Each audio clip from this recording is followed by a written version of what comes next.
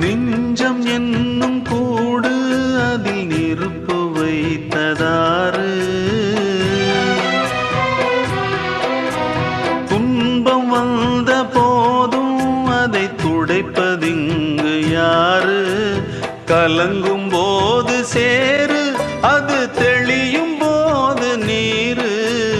கடவுள் போட்ட கோடு அதை திருத்த போவதாறு? வெந்த புண்ணும் ஆறிடுமா?